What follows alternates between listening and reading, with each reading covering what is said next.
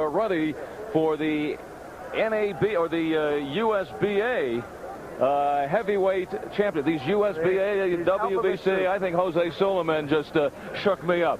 It's the NABF heavyweight championship fight coming up next right here on USA. Alex Garcia and Mike Williams.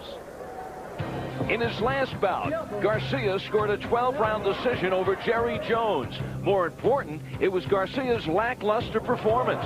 Garcia knows he can't afford another unimpressive victory and hopes to use the Jones fight as a learning experience. Jones was a very awkward fighter, and he threw punches from every side, left, right side, and he was a tough guy. You know, I take my hat off to the guy, you know. And that's the kind of fight you could learn from. You watch the tape and you could see things that you're doing wrong, like standing straight up right in front of them and trying to push your punches instead of, snap them in there. And it was a good experience fight for me. Garcia's opponent tonight is Mike Williams. It's no coincidence that Williams at 6'4½", similar in size to Riddick Bowe. Yes, because if we do fight Bowe later down in the future, I mean, we're going to need guys to spar with, taller guys, and to work with. Now, this guy is tall, he's pretty well built, and he's a good boxer. For Mike Williams, this is a golden opportunity. Williams scouted the Garcia-Jones fight and feels he has the proper plan to defeat Garcia. I'm going to show him things that he hasn't seen. I'm going to show him quick punches. I'm going to show him a good jab, constant good jab. I'm going to push him back. I'm going to make him go back, and that's something from viewing his tapes. I've never seen him fight backwards. He's always been the aggressor and led the attack. Williams is a pretty good boxer. He's got a good jab, works off his jab, and he got a good right hand. He throws uppercuts, he throws hooks. He's a good fighter. So tonight I'm just going to try to push the fight, be on him, crowd him if I can, and try to knock his block off. Same scenario as the first fight. Garcia looking ahead to a possible world title fight and a chance of a lifetime for Williams. Yeah, perhaps not really concentrating on this Williams fight. In his last fight, Garcia didn't look that great in fighting Jerry Jones. He struggled. He was looking too much for the knockout. In tonight's fight, he better have his concentration on Mike Williams and not looking for that one-punch blowout, but looking to set him up, take his time, be patient, and then score. Well, if you take a look at the tail of the tape, you could certainly see that Alex Garcia is looking ahead to maybe a Riddick Bowe or Lennox Lewis, because he is facing a guy bigger than he. 6'4½", 223 is Mike Williams, and a big reach advantage for Williams, 11 inches, 83 inches, 272. Let's check out the rules. It is NABF rules. No standing 8 count. 3 knockdown rule is in effect. You can be saved by the bell only in the final round. It is scheduled for 12, and the scoring in the 10-point must system. Now let's have Sean check it out as he takes the chalk to the blackboard. On tonight's boxing blackboard, brought to you by Head & Shoulders, the number 4 ranked heavyweight in the world, Alex Garcia. You're under a lot of pressure, Alex. Put that aside. Relax and play in the ring. Use total concentration to just win 1 round at a time. And Alex, vary the power on your punches. Get the jab working only to set up the right hand. Make the light punches work. Then, Alex, lower the boom on your adversary, Mike Williams. Patiently control the jab with your reach advantage. Try to connect with the long punches, Mike. Stay outside, and when Alex lunges inside, sidestep, then flurry. Ladies and gentlemen, we welcome you to the featured bout of the evening, the NABF Heavyweight Championship, brought to you by Barry Fay in association with Budweiser, the undisputed king of beers. Introducing the officials as appointed by the North American Boxing Federation, with the supervisor, Sammy Macias. Presenting the referee in charge of this bout, he'll be giving instructions after the introductions, Lawrence Cole. Presenting the judges at ringside, we have Dick Cole, Cindy Barelli, and Bert Clements. All right, fans, here we go. This is it, the main event of the evening, the NABF Heavyweight Championship, scheduled for 12 rounds of boxing. Introducing to you first on my right, fighting out of the red corner, he enters the ring wearing solid black trunks and hailing from Houston, Texas. He weighed in 223 pounds with a fine record of 20 wins, only 2 losses, with 12 wins by way of knockout. Introducing Big Mike Williams. And his opponent across the ring. On my left, fighting out of the blue corner, he enters the ring wearing black trunks with white lettering. Fighting out of San Fernando, California.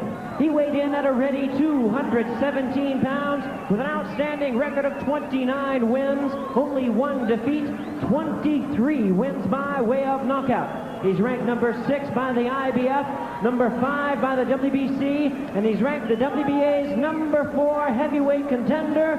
Introducing Alex Garcia. Once again, here's your referee in charge, Lawrence Cole. Okay, gentlemen, I gave your instruction in the dressing room. I want you to obey my commands at all times. Understood? All right, touch them up and good luck. Alex Garcia, who's in Denver for the first time, really picking up a following, as you could hear the reaction from the crowd. But he has spent about a week or so here, been doing quite a bit of the talk shows and featured on TV, and I guess you would call him the hometown favorite here tonight, hailing from San Fernando. Boom, and he comes out and establishes the control right off the back. Big right hand over the top from him. All right, let go. All right, break. Garcia's very good at that. Good, fast starter. He goes out and tries some things on his opponent. If they work, he sticks with them. If they don't work, he goes to something else. Williams feels he has the size, maybe the experience edge. He's the only one of the two who has stepped in against two former heavyweight champions, and Tim Witherspoon and James Buster Douglas. Williams won his first 13 fights as a pro, maybe accelerated it too soon, rushed into a fight with Witherspoon back in '87 and lost a 10-rounder, and was stopped by Buster Douglas in '88 in 7. Williams then lost the zest for the fight game and was out for 3 years before coming back late in 1991. Spent sometimes, got some notoriety for his sparring with Mike Tyson, and really hung in there in the gym against Tyson, who would always go all out against his opposition. He said Tyson brought out the best in me. He said I kept believing in myself, and that kept me from becoming just a sparring partner. Always believing that he would have his own career, but he says the sparring matches were life and death. Some days Tyson would get the best of it. He said some days I would get the best of it. Alex Garcia has never fought a top 10 opponent, but still has skyrocketed into the number 4 position as a heavyweight, and he knows he's being thrust closer and closer to heavyweight championship fight, and knows he still has a lot to learn. So he has stayed busy. This is his 9th fight in 12 months. Work out. And he has gone in to get some learning experiences. He thought the victory over Ozzy Ocasio, he learned so much in that fight, and even the veteran Jerry Jones, who was coming off a win over Carl the Truth Williams, a very crafty fighter, and he took Garcia 12 rounds. And Garcia did not look stimulating in the fight, but still got 12 rounds of going to school. Well, in that fight with Jerry Jones, he said that, that he was stale. After the fight, he went and took a month off and felt better, but he had a cold, tired, worried about the 12-round distance, and that is something for a fighter. You need to get that in your back pocket. You need to know that you can go 12 rounds. Quite frankly, now he does. They thought Norman Kaplan, his manager, and Garcia talking about the fact at that time he was really fighting too much. I mean, he's fighting once a month, and quite frankly, that fight was early December, and they took all January off, and now fighting here in February. That is an oddity. Garcia taking a month off, not fighting. But he has the time to do it. Last year he was very busy. 8 fights. That's unusual, especially for a heavyweight. Really for any weight in boxing. Williams trying to beat him to the jab. He has that 11-inch reach advantage.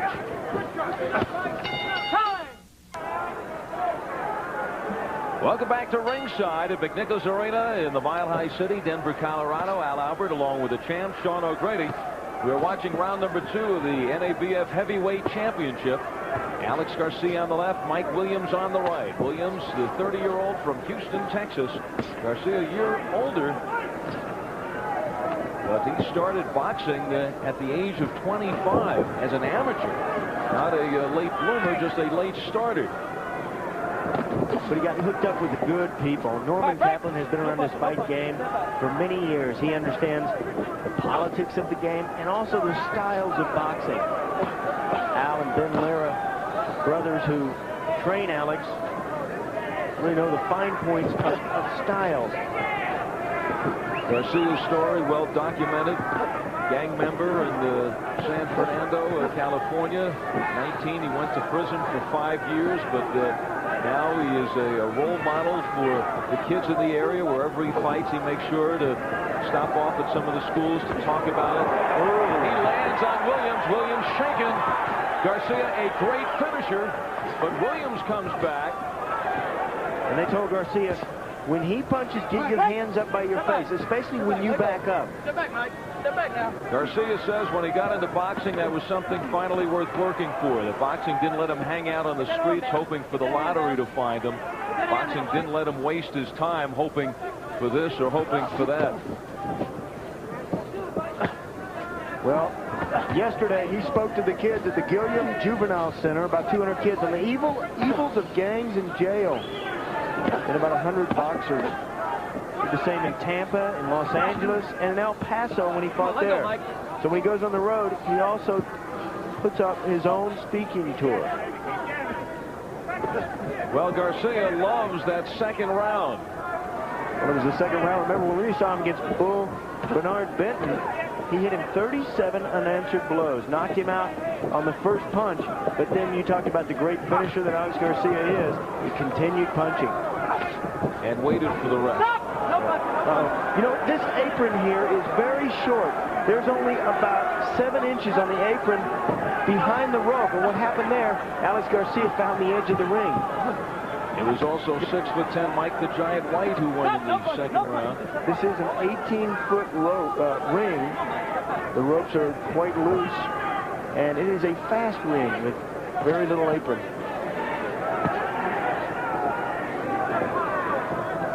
15 seconds left in the second round.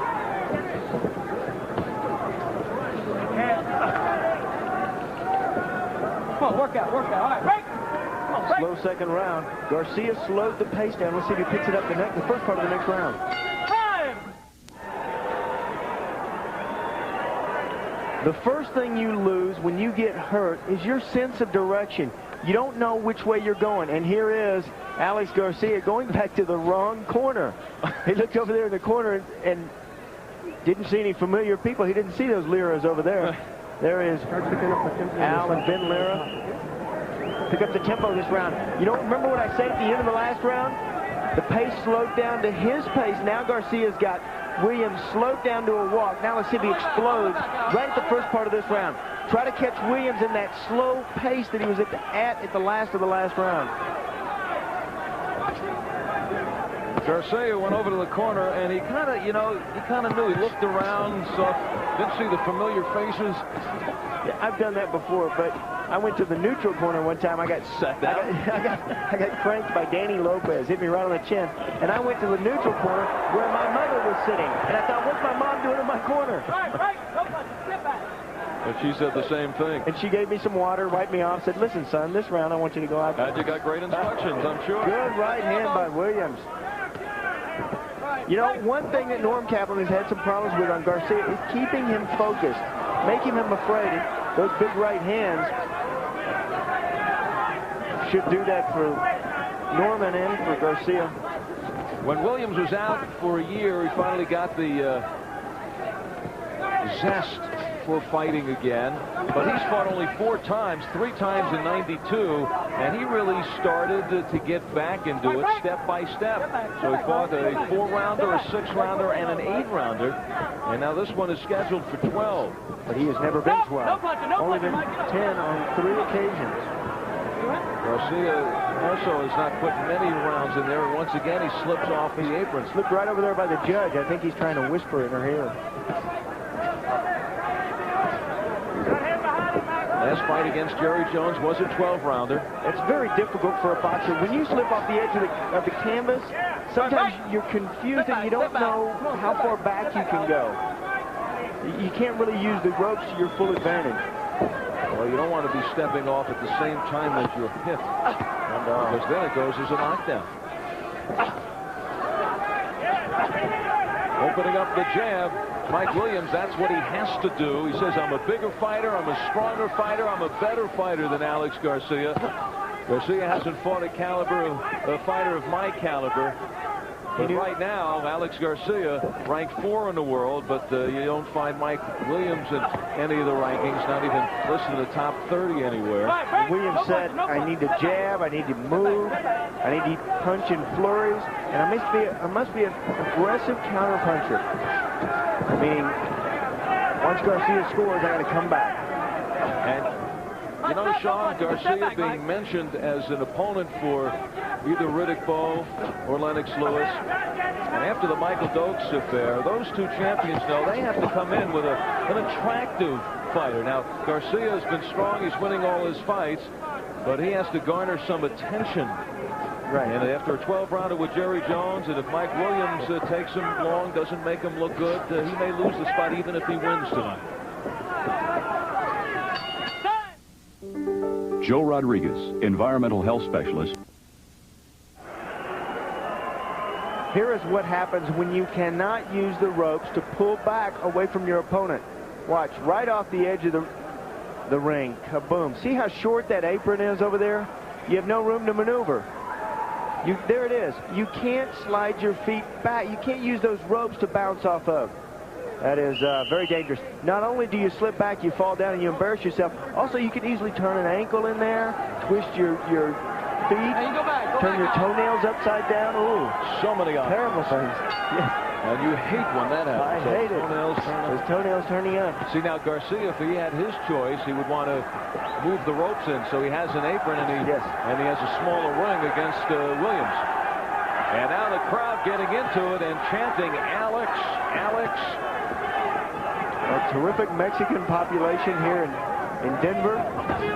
Great Mexican fans. In fact, when I fought here one time in my career, and I fought a man from Mexico, Jose Hernandez. A lot of people came out to support Hernandez. But, and what was the conclusion of that fight? Oh, I knocked Hernandez out, I think, in the 5th. I don't remember now. I got to remember these. I should remember. Yeah, I remember the ones I win. I forget the ones I lose, but I remember that one. Well, actually, Alex Garcia's parents are from Durango, Mexico. Alex certainly looking for a following. The last Mexican heavyweight contender, Manuel Ramos, who fought Joe Frazier in 1970.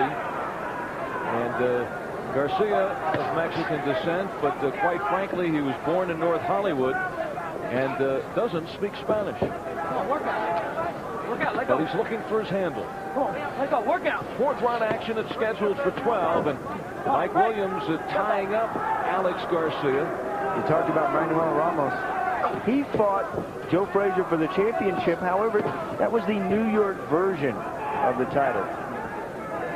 Norm Cap would quick to remind me of that. Back when the WBC split off from the WBA and the NABF was created and the USBA came about. Oh, the alphabet soups. And this is the NABF Heavyweight Championship. A real stepping stone for many fighters that want to get into the picture. Very important title. But for Alex Garcia, I mean, he's already ranked number 4. The title is just the window dressing on this fight for him. It does give you a 12-round distance fight if you can go 12, and the experience of that 12 rounds. And it also gives you a title belt to carry into the ring with you when you challenge for the championship of the world. Believe it or not, that is very significant. I mean, when you don't have a belt and your opponent has one, you feel like you are lacking in something. You don't have a belt. And yeah, your shorts fall down, and that's terrible. Then you slip off the ring apron, and it's awful. So you lose your belt, you lose your pants, and you lose the apron. And luckily, we're losing time quickly in this round. 10 seconds left in the 4th. Pickpocket shots from Mike Williams. Pitter patters. They count. This is where Alex Garcia ranks among the top heavyweights in the world. Riddick Bowe, the champion in the WBA. This is Garcia's highest ranking at number 4. Right behind Tony Tucker, Evander Holyfield, George Foreman. And right ahead, Alex Stewart. Tommy Morrison, Ray Mercer, Michael Dokes, Razor Ruddock, and Frank Bruno round out the top 10. Garcia is also ranked number 5 by the WBC, number 6 by the IBF. Well, Rock Newman had called Norm Kaplan and wants to make a Garcia-Bowe fight. Supposed to fax a proposal over to Norm Kaplan. But the concern that Norm Kaplan has is something that in the business of boxing really leaves a lot of fighters with bad taste in their mouth, and that is a multiple fight contract. You want to sign just for one fight, for the title fight. But what the champions managers sometimes do is they want to tie you up for 3, 4, 5 fights down the road if you win. And that's what Norm Kaplan wants to stay away from. I just don't think at this point Alex Garcia is ready for Riddick Bowe. Although it's almost a no-lose. The man's makes some big bucks, gets into that position. It's only his first, well, actually second loss. He lost early in his career, and since that time has won 18. And certainly has the time to be back for some more. Alex Garcia has looked better in his career. I mean, when we saw him against Mike the Giant White, wow. He told me after the fight, the bigger they are, the harder they fall. Come on, let go, Mike. And I believed it. Come on, work out. Come on, he work out. looked dynamite. But isn't it amazing when you think that the first guy that Alex Garcia may fight that is ranked in the top 10 could be the champion? Yes. Well, it has happened before.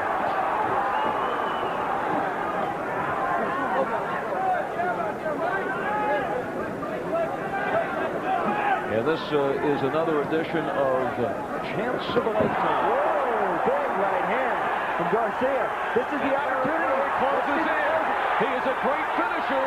And here may be going the chance of a lifetime for Mike Williams. No holding, says the referee, Lawrence Cole. Garcia senses it. It's his window of opportunity. Staggered is Williams. Lining him up is Alex Garcia. Garcia trying to put Williams away. And they say that is not a knockdown. They do not call that a knockdown because it was a push from the side from Garcia, but it's only a but that's it. That's all. Alex Garcia shows you how he can turn it. And this is the finishing that we talked about. And is that the finishing that entices a Riddick Bowe? The ability to change speed. But you can see it in the eyes of Williams. He is out on his feet. Stunned. He's dazed. Confused. You have cobwebs in the head. You cannot see straight. You're trying to focus. There's a ringing in your ear. And nobody's on the other end. And nobody's home right now for Mike Williams. The chance of a lifetime goes by the boards. And Alex Garcia, who really took his time, showed the patience, did not look very attractive in the first 4 rounds, but all he needed was the opening, and we have seen before how he can finish a fight.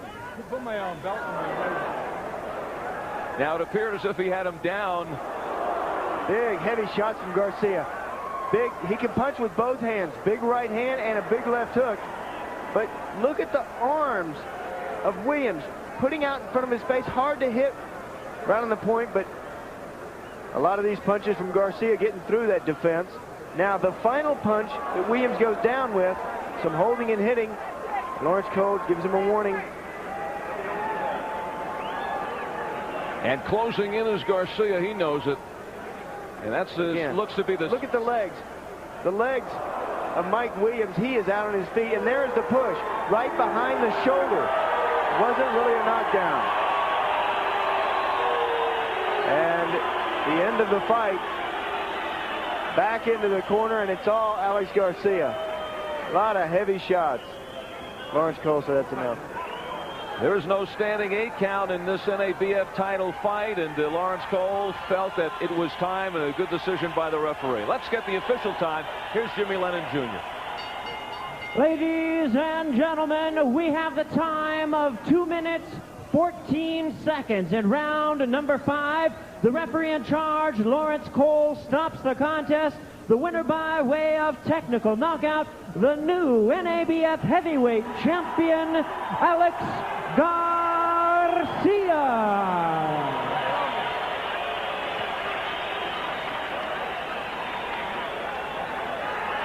So a standing ovation. Alex Garcia may want to fight more times in Denver, Colorado. He has really taken this crowd by storm.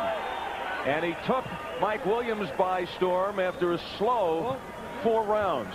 We know he had turned down a fight with Riddick Bowe earlier, but Norman Kaplan felt like it just was not ready. Well, he did that earlier with George Foreman too, and he felt the same way. Right.